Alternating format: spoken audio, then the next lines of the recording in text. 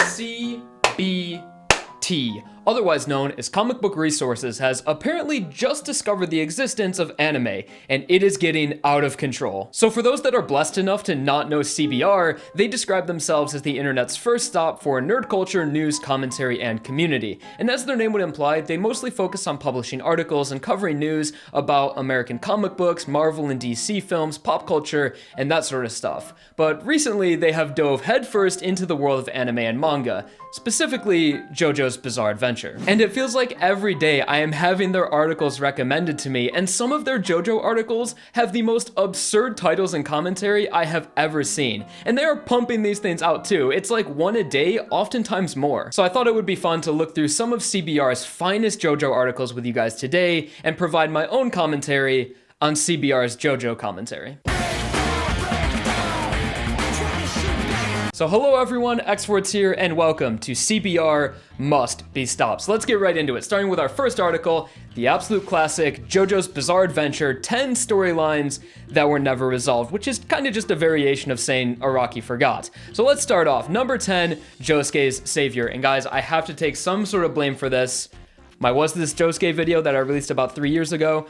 I really wish I could go back and change a lot of the things I said in that video, because I myself am definitely responsible for a lot of the misinformation going around about this specific scene from Diamond is Unbreakable and the theory of that like Josuke was supposed to go back in time to save his future self. That's on me, guys. People make mistakes. It was a long time ago.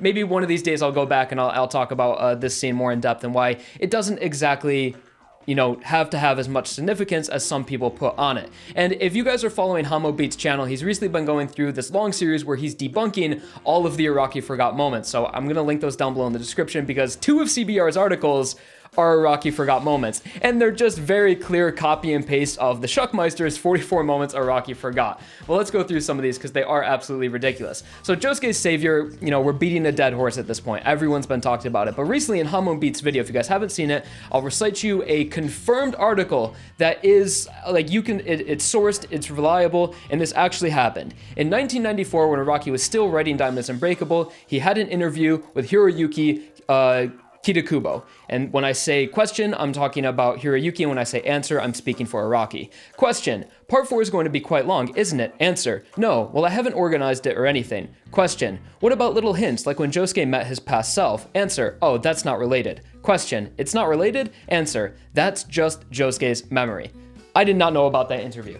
Not at all, not at least until Hamon Beats' newest video. So, it turns out, confirmed by Araki, Josuke's savior has no more significance than it just being someone that saved him when he was a kid. And it makes a lot of sense why, you know, that doesn't, you know, really need to come back later. You know, why does Josuke look like him? Well, because Josuke saw him as like its idol. So when he grew up, he decided to style his hair like him, dress like him, and all that stuff. For more information on Josuke's savior, check out Hamon Beats' video, but I am so done with that topic. So moving on, number 9, this is one of my personal favorites from CBR, some of their finest work here. Annie's disappearance.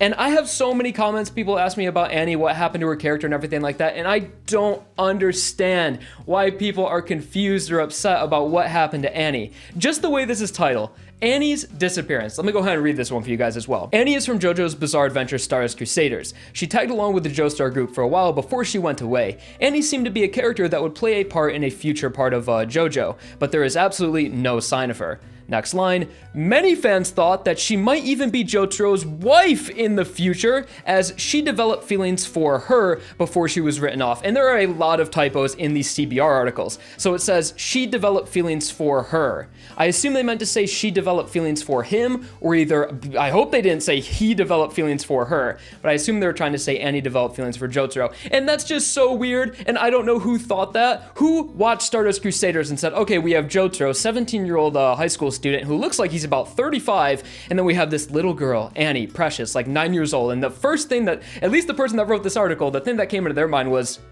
they should get together. They should definitely get married. Yeah, I could see, they're a good pair. I could see them going together. It's like, who in part 3 was like, yeah, Jotaro and Annie are gonna get married? Like, you have this monster of a man, Jotaro, and this little girl, and that's the first thing your mind goes to. I don't know anyone that thought they were gonna be a future couple. And it says, before she was written off, again, there seems to be no case of her. She is another character whose fate was never really explained by Araki in other parts. Oh my god, did you guys not watch Stardust Crusaders? Whoever wrote this article, I swear, they're just relaying information they have heard from other people and they have not actually read JoJo. Annie's disappearance. Let's think about this. Did Annie disappear? Do you guys remember Annie? Do you guys remember the last time we see her? It was after the ZZ fight, Wheel of Fortune. This is how Annie disappeared, and this is how her character was unresolved. Things were getting dangerous. The Joestar group was fighting stand users, and they had this little girl with her that was very defenseless and had no powers whatsoever. They gave her money, they put her on a plane, and they sent her back to her family in Hong Kong. She was on the plane, she waved at Jotaro, and there was a big goodbye, and Annie left. That is the unresolved plot point that Araki forgot about. What happened to Annie's disappearance? Her character was unresolved. What are you talking about? She got on a plane and went home. Goodbye, JoJo! You better save your mom! We're all counting on you! I'll be cheering you on!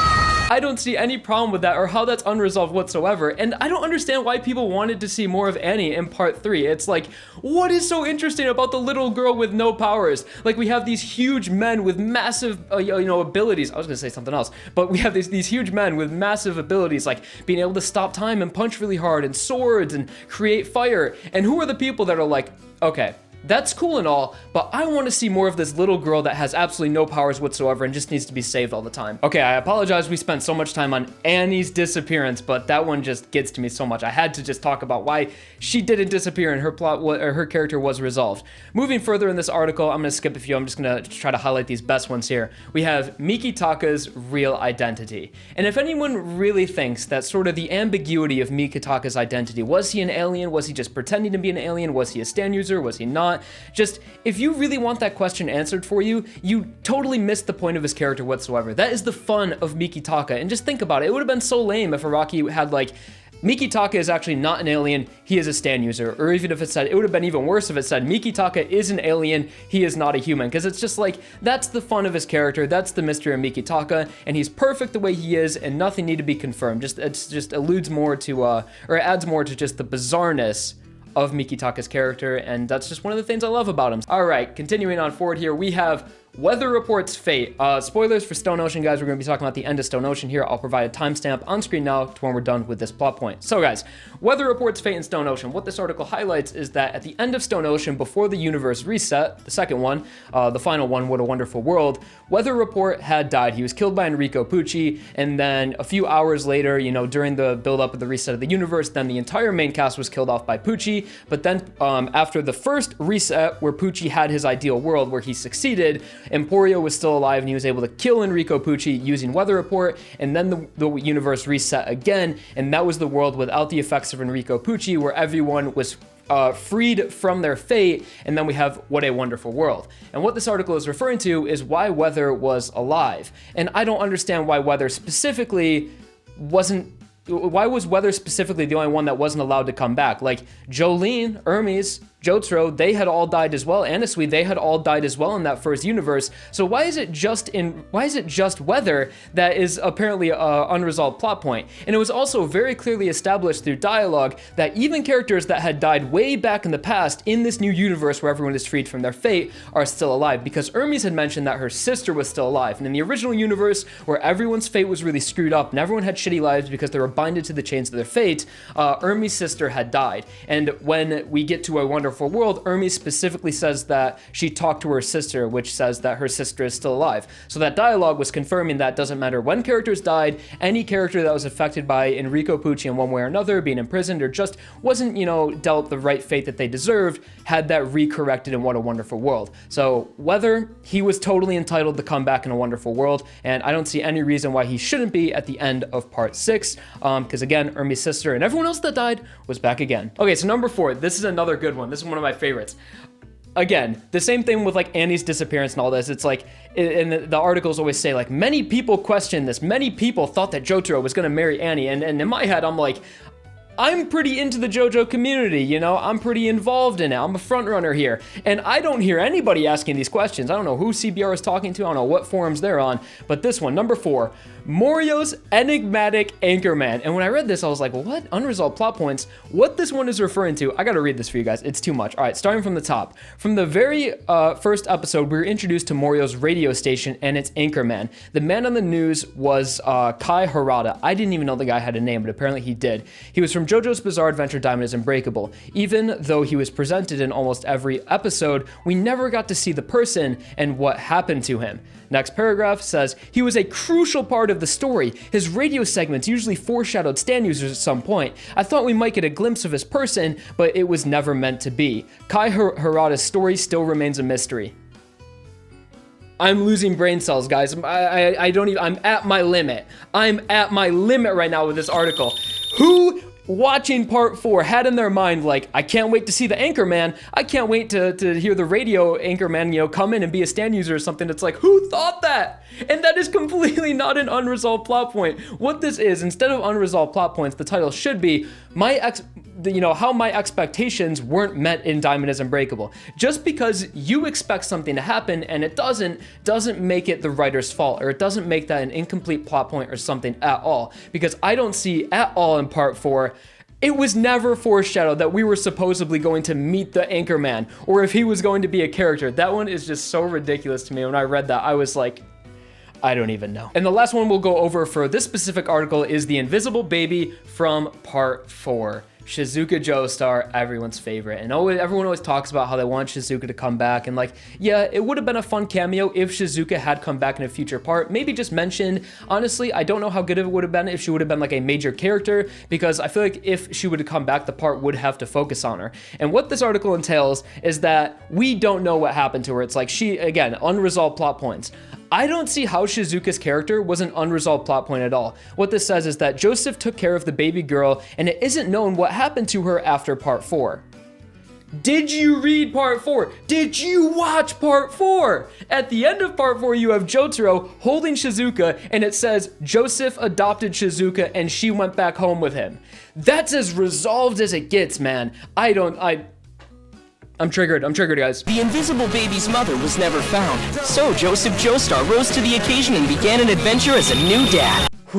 Okay, guys, moving on to our next article, JoJo's Bizarre Adventure, 10 Things Araki Forgot About His Characters. And I'm not even gonna mention any of the specific ones on here, I'll just show it to you guys going down, and it is very clearly just a complete copy and paste of the Shuckmeister's 44 moments Araki forgot. I don't think there's a single one on this list that wasn't mentioned in Shuck's video. And again, if you guys want to, like, you know, have some confirmed information about all these like supposed Araki forgot moments, I highly recommend Hamo Beats videos linked down below in the description that debunk a lot of the things that people consider Araki forgot moments. So I know you guys are probably as sick of the Araki forgot meme as I am at this point, especially if you've been in the community for a while. So yeah, 10 moments that Araki forgot. You know, I would consider this plagiarism, honestly. This is just Shuckmeister's video in an article form. So on to the next article. All right, guys, this one right here is one of my favorites. JoJo's Bizarre Adventure, the top 10 companions, which as we in the community would call them, Jo Bros, just like our, you know, main JoJo's best friends that they hang out with. And just the way that this article is written, you can tell that this person is not a JoJo fan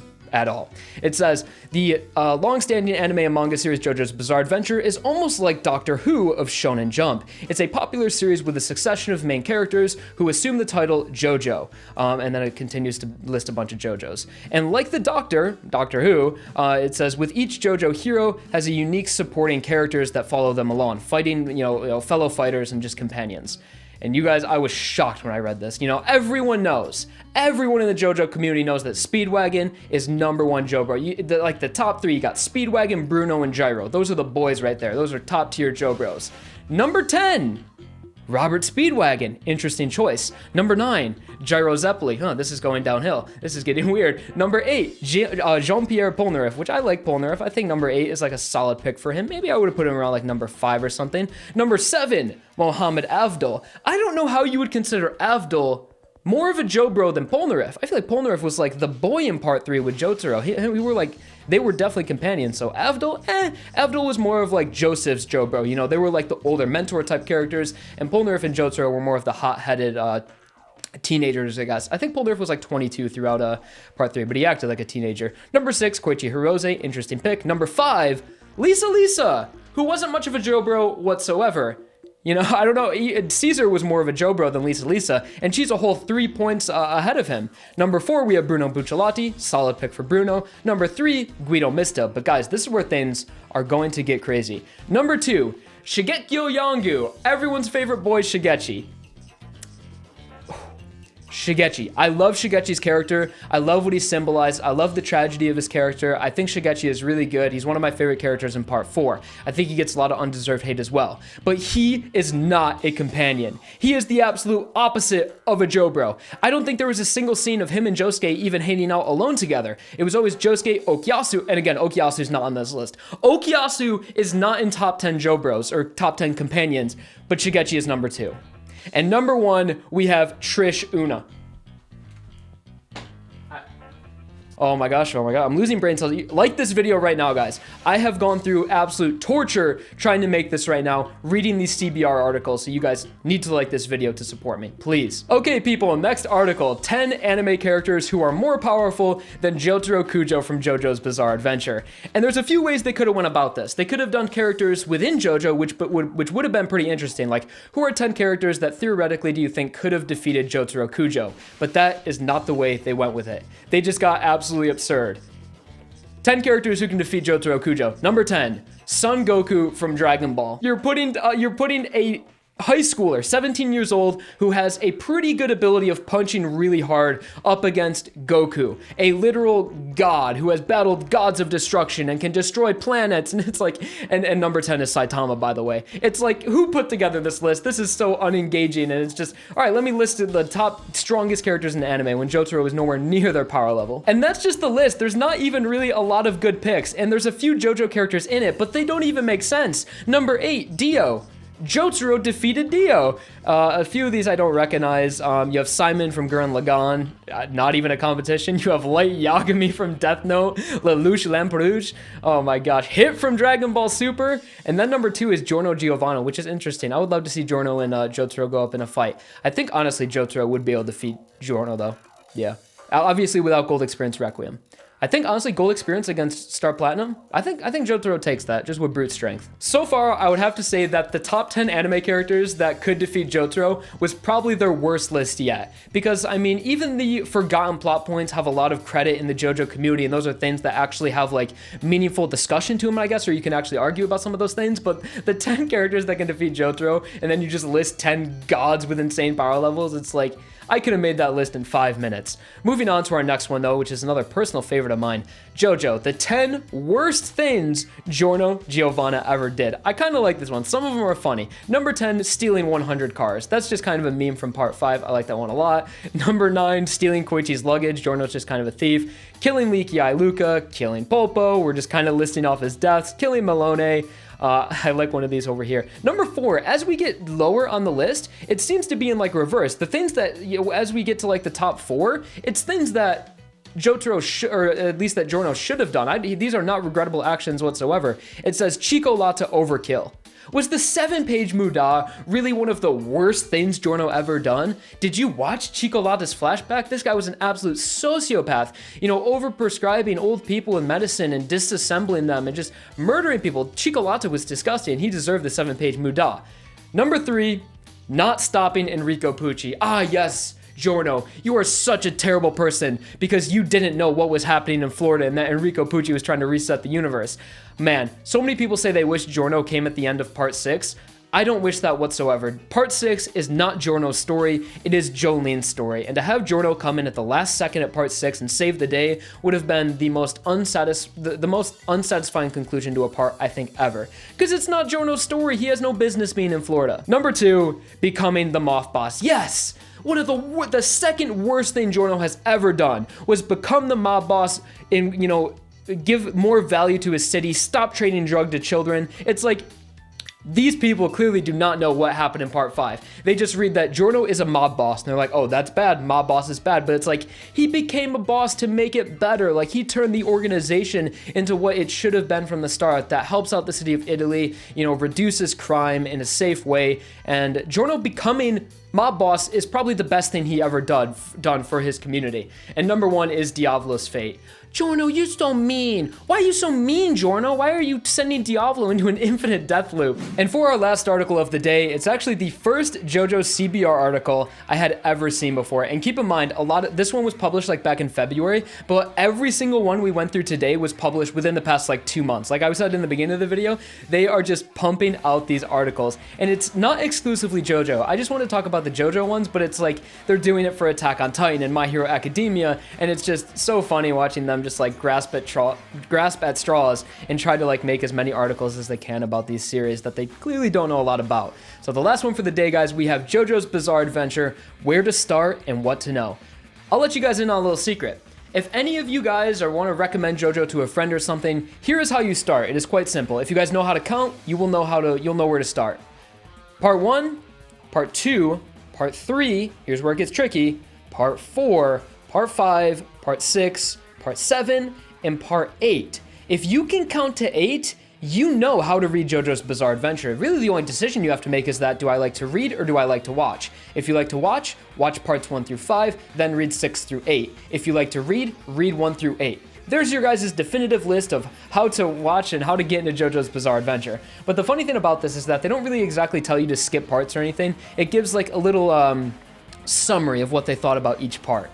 Starting with Phantom Blood. Phantom Blood is the beginning, but a little rough. Honestly, depending on what your interests are, I could see that. Phantom Blood, for me, personally, I don't really enjoy like the zombies or the vampires or the Victorian setting that much. So for me, Phantom Blood is like a solid 7 out of 10 for me. I really think it holds up today. I obviously love Jonathan Joestar and Dio and so many characters in that story, but yeah, Phantom Blood for me, not my favorite part, but I don't think I would consider it a little rough. I think it's a great start to the story, and if you understand that it's really old, I think you can find a lot of appreciation in it.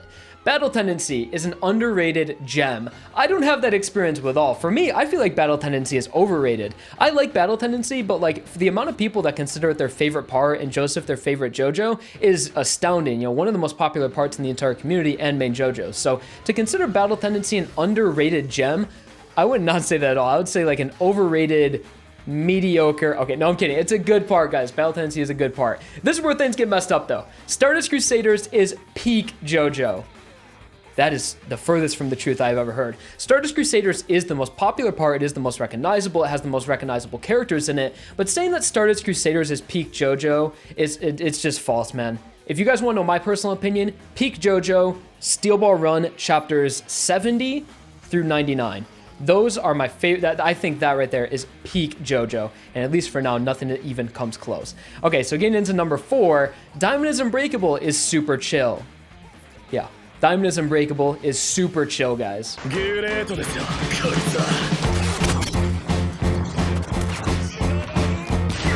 And then for Golden Wind, it says, it is good, but not for newcomers. And I can definitely see that as well. I would never recommend anyone to start JoJo at part 5 because you won't understand Giorno, you won't understand Dio, you won't know who Jotaro is, you won't know who Koichi is. So the first few episodes of Golden Wind will be really weird. You won't really know what's happening, and you won't understand the whole generational thing. But that is CBR's little description of each part of JoJo. I would not agree at all, especially that Stardust Crusaders is peak JoJo. And that is the last CBR article we are going to look at today, guys. Where to start and what to know. I'm sorry if this video was a little bit more toxic than usual. It's just these articles have been popping up in my recommended feed on like every single website, like on Instagram, on my Google News page, and I've seen them so much, and I know that like, yeah, I don't know. I mean, I don't know how many people are actually reading these, but they were just way too hilarious to not cover, and it's honestly some of the most absurd things I've ever seen in the JoJo community, and I need to set right by this, and I need to tell you guys that a lot of the stuff in these articles are bullshit, and a lot of the people writing these I don't think have ever even read JoJo, and a lot of these I feel like are just blatant plagiarism of YouTube videos throughout the community. So CBR must be stopped, guys. But seriously, no hate to any of the authors that wrote these articles, or no hate to CBR whatsoever. They were just a bit goofy. These were just some bizarre articles that I wanted to share with you guys and provide some commentary on, because I thought it would be like a bit of a goof, get a bit of a gag. So hopefully you guys enjoyed a breakdown of CBR's finest work. Different style video for this, obviously not a video essay or anything, more in style of my JoJoLands reviews. So let me know if you guys like some of these more comedic videos. I've never really tried to be like funny or anything in videos. I just crack jokes about JoJo every once in a while, but let me know if you guys like this style of video, more unscripted, more just having a good time and just hanging out. So thank you guys so much for watching. Like if you enjoyed, and like because I had to endure suffering throughout reading these articles. And yeah, I'll talk to you guys real soon. Thank you so much for watching. See you later. Peace.